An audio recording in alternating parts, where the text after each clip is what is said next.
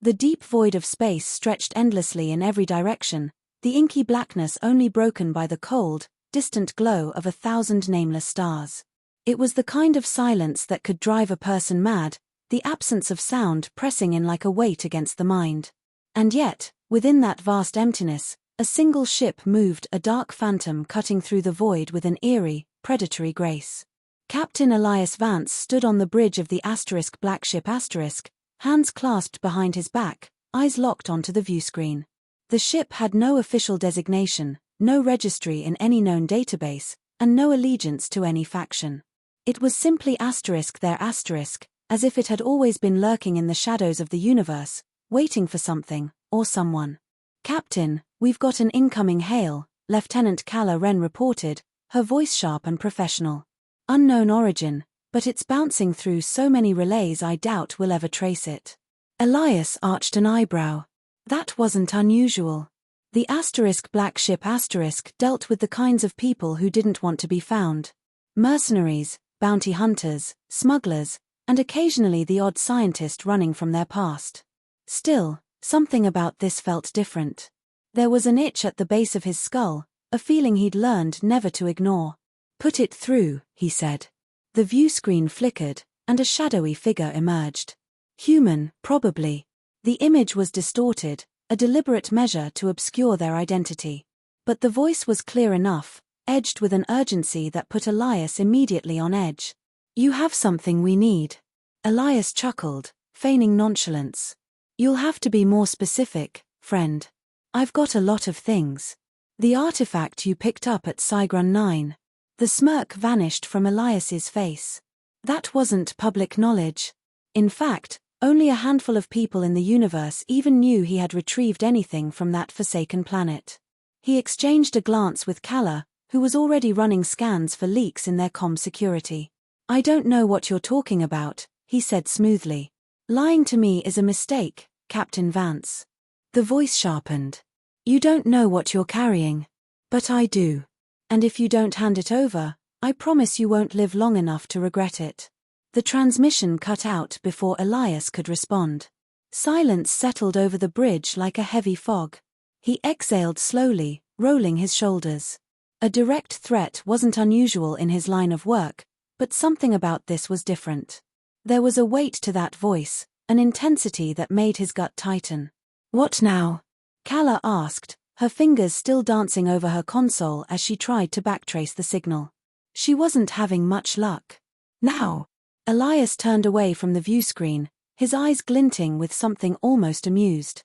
"Now we figure out what we're dealing with." He strode off the bridge, heading down toward the cargo hold. The black ship wasn't just a vessel, it was a fortress, a thing of legend whispered about in the darkest corners of the universe. It had no official crew, just a collection of misfits who had nowhere else to go. And that suited Elias just fine. Inside the cargo bay, the artifact sat in the center of the room, resting atop a reinforced plinth. It was no larger than a human skull, blacker than the void itself, its surface shifting like liquid obsidian. No one had been able to identify it, but one thing was clear, it wasn't just some ancient relic. It was something more. Elias approached cautiously, fingers grazing the surface. A shiver ran up his spine. The artifact was warm. That wasn't normal.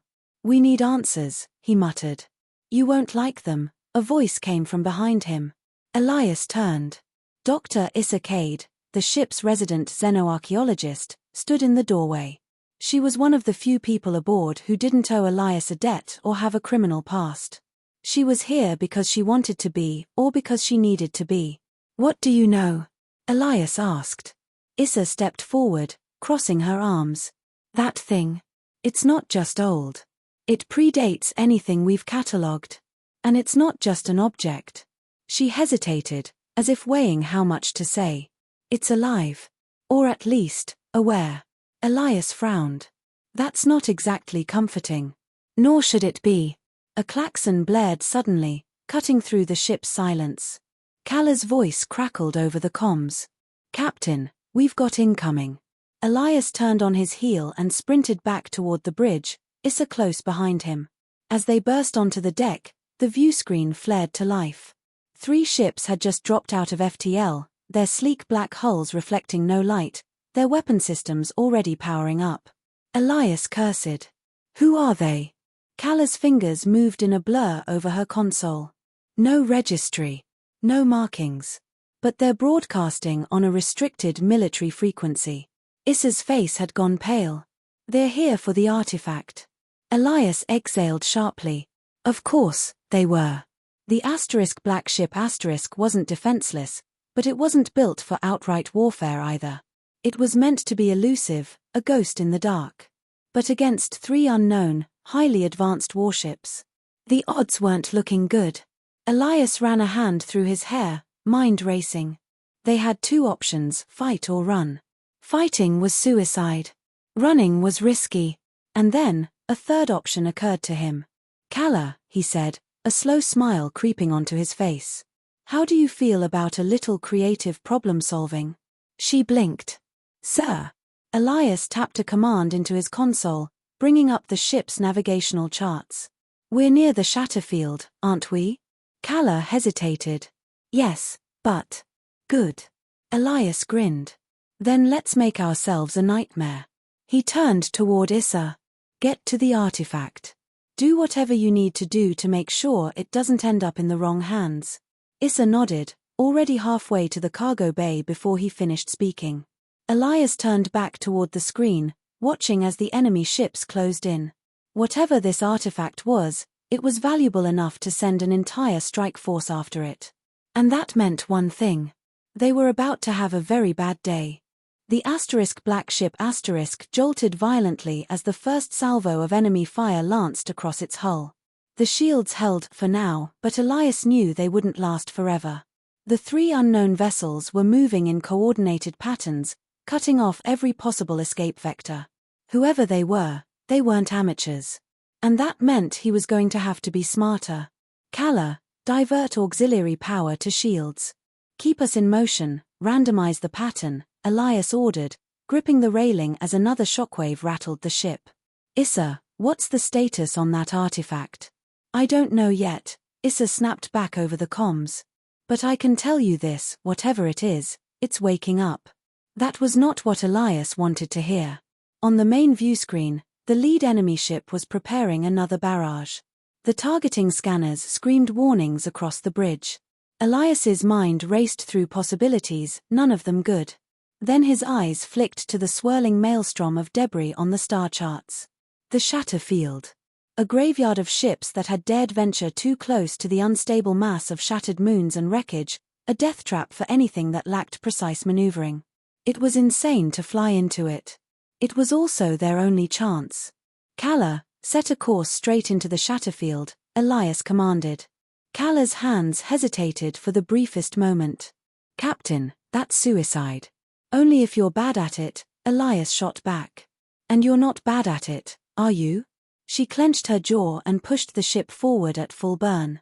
The black ship twisted and dove between the incoming fire, skirting the edge of destruction as they hurtled toward the graveyard of the damned. Behind them, the 3 pursuers hesitated. Only for a moment, but it was enough. The lead vessel adjusted its course and followed, its companions forming up in pursuit. They were committing to the chase. Elias turned to Kalla. Now, let's make them regret that. The black ship plunged into the Shatterfield, weaving through the tangle of broken hulls, drifting asteroid fragments, and dormant mines left over from battles fought centuries ago. The automated collision alarms blared in protest, but Kalla's hands were steady as she guided them through the chaos. The enemy ships were fast, but their larger frames made it harder for them to maneuver. That gave Elias a sliver of hope. Issa's voice crackled back over the comms. Elias, you need to hear this. He tapped his wrist communicator. Talk to me. I ran a deep resonance scan on the artifact, Issa said. It's emitting a signal, a pulse, actually. And it's getting stronger. I think it's calling something. Elias frowned. Calling what? I don't know, Issa admitted. But whatever it is, we might not want to be around when it arrives. Elias exchanged a glance with Kalla, who didn't need to hear the rest of the conversation to understand the stakes. They were being hunted for something they barely understood, and now it was sending out a distress beacon, or worse, a summons. "Do we have a way to shut it down?" Elias asked. "Not unless you want to risk touching it again," Issa replied. "And that didn't go so well the first time." Elias grimaced. That was an understatement. The last time he'd made direct contact with the artifact, he'd seen something. A glimpse of something vast, ancient, and not entirely friendly. He had no desire to repeat the experience. A sudden impact sent him staggering. One of the enemy ships had managed to get a lock and land a hit. Sparks showered from a nearby console. Kala swore under her breath, hands flying over the controls. "We lost inertial dampeners on Deck 4, she reported. "If we take another hit like that." She didn't need to finish. They both knew. Elias turned back to the viewscreen, analyzing the enemy formation. The lead ship had closed in aggressively, trying to herd them toward an open kill box. It was a smart move. Too bad for them, Elias had no intention of playing along. "Kala, take us through that wreck." Her eyes widened. "The Varuna *. That thing's half a ship." "Exactly," Elias said. "And we're small enough to slip through the gap." "They're not." A moment's hesitation, then Kala pulled hard on the controls. The black ship * pitched downward, angling itself toward the remains of the Varuna *, a massive warship that had been split clean in half by some long-forgotten battle. Its skeletal remains loomed ahead, a gaping wound in space itself. Elias held his breath as they approached. The corridor between the shattered halves was narrowed dangerously so, but Kala threaded the needle with precision. The ship scraped through, leaving only inches to spare. The enemy ships weren't so lucky. The lead pursuer tried to follow, but at the last moment, one of its wings clipped the wreckage. A cascade of explosions erupted along its hull as it spun out of control, slamming into the debris field. One down. The remaining two ships adjusted course, learning from their comrade's mistake. But Elias had bought them a few seconds.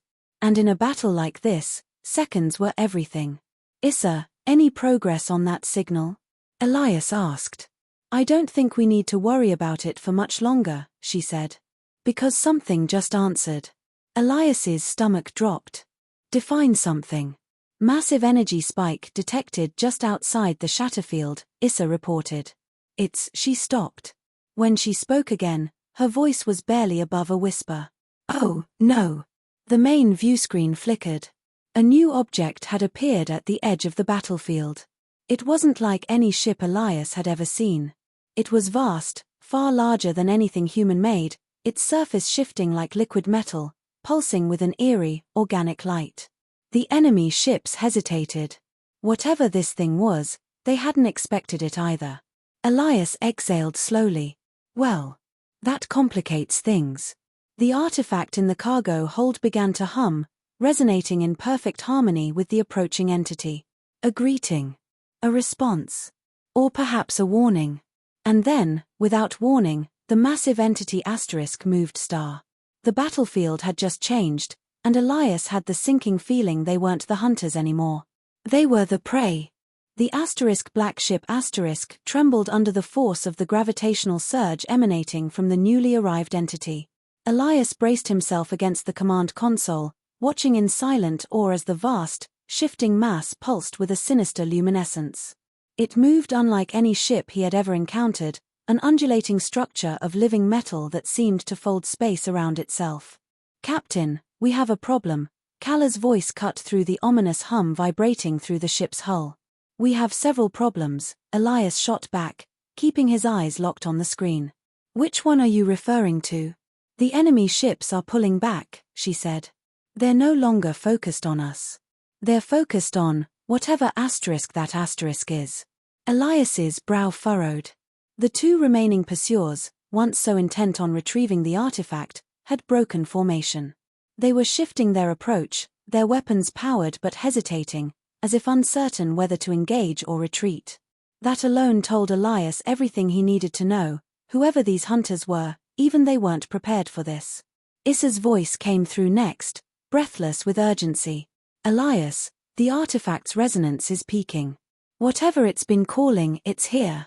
And it's responding. Yeah, I noticed that part, Elias muttered. He turned to Calla. What's our escape vector? She hesitated. I can get us out of the Shatterfield, but that thing, it's warping space itself. It's like trying to navigate through a shifting tide. Her fingers tightened over the controls. It won't be a smooth ride. I don't need smooth, I need possible. Elias activated the ship's internal comms. Issa, can we shut the artifact down? You don't get it, she replied. It's not just signaling anymore. It's asterisk communicating star. It's a sharp intake of breath. It's acknowledging. Elias didn't like the sound of that. Acknowledging what? Before she could answer, the alien entity asterisk moved star.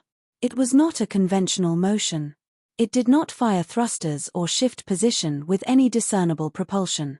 Instead, it bent the void itself, flowing toward the asterisk black ship asterisk with an unnatural smoothness. The closer it came, the stronger the resonance from the artifact became, a deep vibration that reverberated through the bones of the ship. And then the comms exploded with an alien sound. It wasn't words. It wasn't a language Elias could comprehend. But it was asterisk something star. A presence. A voice in the vast, inky dark. The enemy ships reacted instantly. One of them peeled away, its engines flaring as it attempted to flee. The other, bolder or more foolish, unleashed a barrage of fire directly at the entity. The attack never landed. The space around the entity warped, absorbing the energy like a stone vanishing into water. The projectiles twisted, scattered, and were consumed. And then, with a pulse of eerie blue light, the attacking ship asterisk disappeared star. One moment, it was there. The next, it was gone without explosion, without debris, without a trace. Calla swore. That's not a weapon I've ever seen. Elias's fingers clenched into a fist. That's not a weapon at all. That's something else. The remaining enemy vessel wasted no time in retreating. It jumped to FTL so fast that its slipstream rippled violently across the debris field. They were gone. They didn't want this fight. That left only Elias, his crew, and the entity that had just asterisk spoken asterisk to them. Captain, Issa's voice was thin, shaky. The artifact, it's responding in kind. It's trying to synchronize. Elias made a decision. Shut it down. Now. I don't think I can. The humming inside the ship reached a fever pitch. The deck vibrated beneath their feet. Lights flickered. The asterisk black ship asterisk itself felt as though it was coming undone at the seams. And then, for the first time in his life, Elias felt something impossible. A voice, no, a asterisk presence asterisk, reached into his mind. You hold the seed. It wasn't spoken. It wasn't heard. It simply asterisk was star. Elias staggered back, gripping his head. He could see asterisk something asterisk visions cascading through his mind. Stars dying, entire worlds consumed by a tide of living metal, civilizations reduced to nothing but echoes in the void. And the artifact asterisk the seed asterisk was at the heart of it all. Calla grabbed his arm. Elias. You with me? He forced himself to focus. We need to get out of here. Now. Working on it. Calla barked, fingers flying over the controls. Issa's voice cut in, frantic. It's still synchronizing. If we jump now, we risk taking asterisk it asterisk with us. Better than staying here. Elias snapped. Get to the cargo bay. Find a way to sever the link. Issa was already moving before he finished speaking. Elias turned to Calla. Prep for an emergency FTL jump. The second Issa gives the all clear, we burn. Calla didn't argue. She just worked. The entity outside asterisk watched asterisk them. There was no aggression. No hostility. Only patience. As if it asterisk knew asterisk they were at a crossroads. As if it was asterisk waiting asterisk for something. Elias had no intention of finding out what. Time stretched unbearably. The ship trembled under the growing resonance. Just as Elias was about to order the jump regardless of consequence, Issa's voice came through. I did it. The link is severed. Calla, now. The black ship lurched forward, its drive core flaring as Kala executed the jump. The swirling maelstrom of the Shatterfield collapsed behind them, vanishing into the distance as the ship tore itself away from the entity's grasp. For several agonizing seconds, nothing but the hum of FTL engines filled the bridge. Then they were clear. Silence settled, thick and heavy. Elias exhaled, running a hand through his hair. Somebody tell me we left that thing behind. Kala checked her readings, then nodded. No pursuit. No signatures. We're in the clear. Issa's voice, quiet but steady, came over the comms. For now. Elias didn't like the sound of that. He turned toward the cargo hold, where the artifact now lay dormant once more. Whatever they had just encountered, it wasn't over. Not by a long shot. The hum of the black ship's engines filled the silence as Elias sat on the bridge, staring out into the vast stretch of space. The entity was gone, at least for now. The artifact sat dormant in the cargo bay, no longer pulsing with its eerie, resonant energy. But the weight of what had transpired lingered in the air, an unspoken question that gnawed at the edges of his thoughts. Kala was the first to break the silence. We should destroy it. Elias turned his gaze to her. She was staring at the viewscreen, arms crossed, tension evident in the set of her shoulders. Issa, standing by the console, shook her head. You saw what it did. This isn't just some ancient relic, it's a beacon. A message. And maybe a warning. She exhaled. Destroying it might not change anything. Whatever it was calling, it knows we're here now. Elias leaned forward, resting his elbows on his knees. Then we make a choice. We can keep running, pretending we never found it. Or we find out the truth. Kala scoffed. What truth? That something out there is playing God with the universe. That civilizations rise and fall under its gaze. That we're nothing more than a footnote in its grand design.